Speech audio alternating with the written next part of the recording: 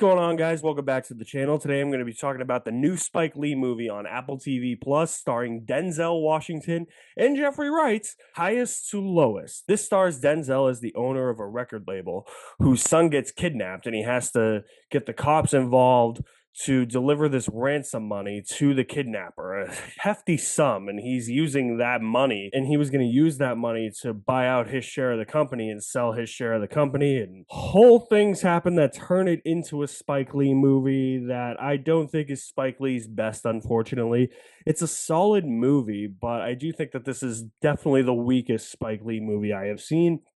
It's one of the weaker Denzel movies I have seen. Even when these two are collaborating on a movie, particularly Denzel and anything he's in, I've said this in the past before, especially when Gladiator 2 came out, because let's face it, Gladiator didn't need a sequel, but Denzel is in it. And when he made the Equalizer movies too, I mean, those movies would not be as good as they are, or even watchable, if Denzel wasn't in them. He just takes the most mediocrity piece of script and could turn it into something great, or he could just take the most well below average movie and just make it watchable.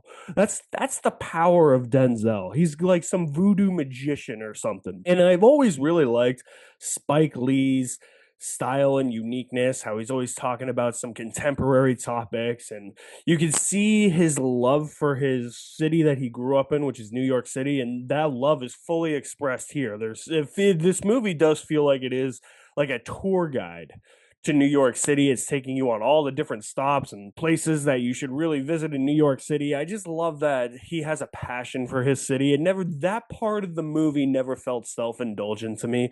There are other parts that do, and I'll talk about that, but the jazzy music for this movie gave a lot of life to it.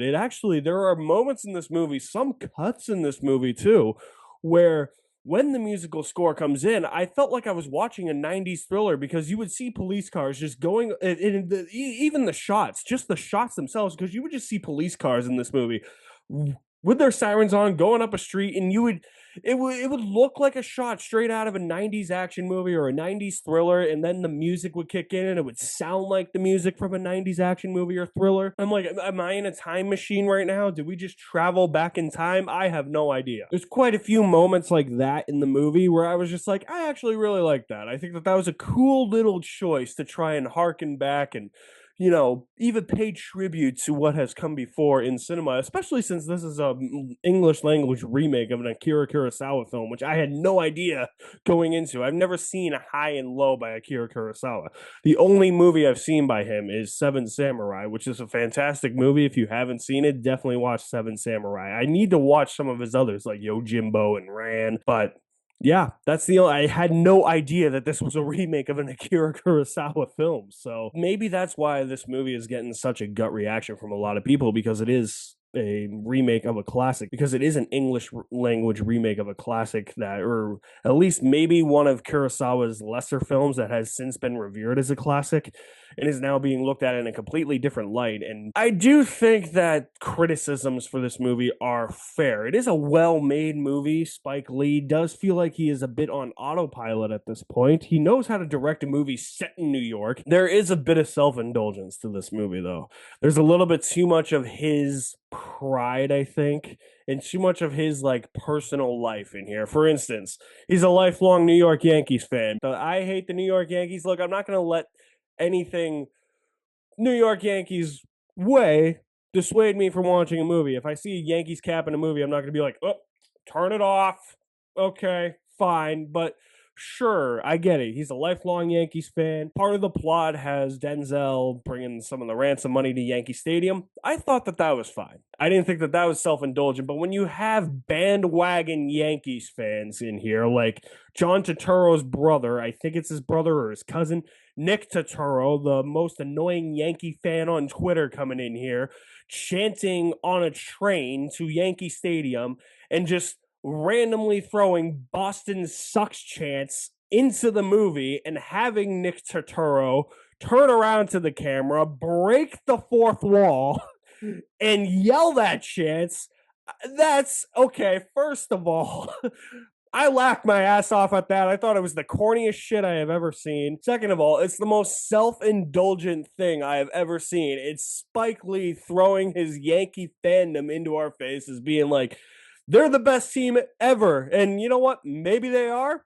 Not in the last 15 years, though, and I will not tolerate a scene like that in a movie when we're in the heat of a playoff race in 2025. We're still better than them. They haven't won anything in 15 years, just so you know. Going on 16. By saying that any way you can make a Yankees fan suffer longer, great, glad. But you know what? Throwing that, it was just the stupidest scene in the entire movie. It felt so corny. It felt so forced. It just felt so self indulgent. I couldn't help but laugh. There's also some really, really weird editing choices in this movie. For the next few seconds, imagine that I'm having a conversation. Imagine that you're on the other side of this conversation and it's going to cut back to you, but I am still talking. This conversation is going to cut every few seconds or so back to me. This is how the conversation is edited. And it was completely annoying. I'm like, how is a Spike Lee movie edited like this? I didn't understand how the movie was edited like that. Who did Spike Lee hire to edit this movie? The movie also waned its interest in me.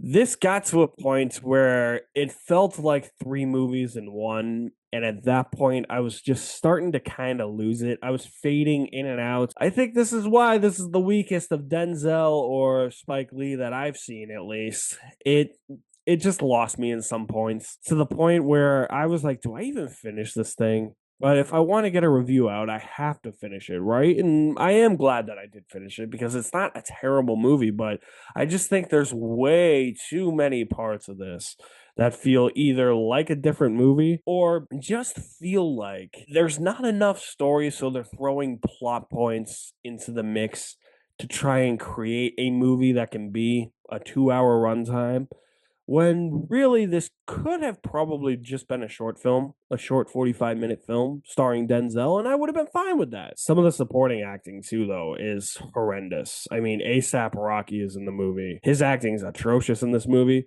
But Dean Winters is in the movie, and anytime you have him playing a cop, he better be like Mayhem from the Allstate commercials, the character that he plays in the Allstate commercials.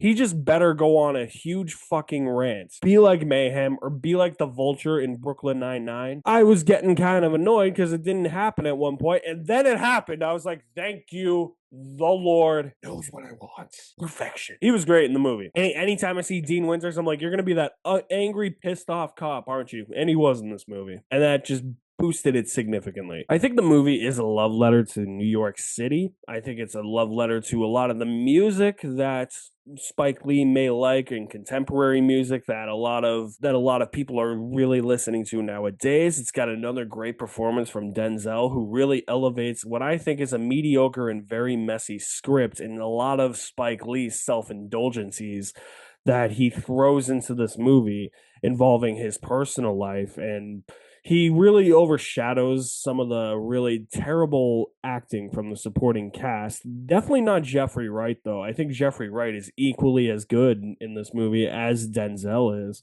Jeffrey Wright's a fantastic actor. I don't think he gets enough name recognition or credit at all. It lost interest in me though about halfway through. I don't know. It's just one of those things where I felt like I was watching an episodic movie that at times felt disconnected to each other, but then the last 5 minutes or so brings it all home and connects it back. It just felt like three different movies in one, and many sections of this movie I found myself really buzzing out and kind of fading out, and I didn't think the editing was up to par as it should be for a Spike Lee movie. It's definitely that type of thing that should be a unique and distinctive voice for Spike Lee, but it just didn't have the flair that he usually has. I've seen people online say that this would have been better if Martin Scorsese had directed it and made it more of an action thriller. I don't really know or necessarily think that the story really calls for that, or if Scorsese could really elevate a script like this. I mean, obviously, saying that that's going to get some people's feathers in a tizzy, but I mean, because Scorsese is such a legendary filmmaker. I mean, you can take any legendary filmmaker and turn a messy script into a great movie. I mean, I think Spielberg's done it most of the time. He's the goat. But Even if Scorsese had directed this movie and it was essentially the same thing, I'd probably walk out feeling the same way. So I don't really know if anybody like Scorsese or Spielberg had taken this project on, because it's not written by Spike Lee when he usually writes his projects. I think this would have benefited from a Spike Lee script. I don't think anybody else, even Spike Lee or even Scorsese or some really big name director, could have turned this messy script into a great movie. It's an adequate movie at best, and I think I enjoyed highest to lowest with just over half a bucket of popcorn. I don't think any director would have changed that score with what this was. Maybe a few stylistic choices would have changed it, but the script itself still just kind of a mess and all over the place and lost me in many parts. So what did you guys think of Highest to Lowest? It's out now on Apple TV Plus. Let me know what you think of it in the comments below. I will try to get my production history of Thunderball video out this week, getting that going. You know, people are probably looking for that and be like, "Where is it? The update? That's the update." It's just about finished. Last week, I had a massive sore throat. I couldn't really talk all that much. I could still function, but I couldn't really talk, so I didn't really finish the script. But I plan on doing that this week and trying to get that started editing. So you guys are the best. Thank you for watching. My name is Alex Madden, and I will see you at the movies somewhere.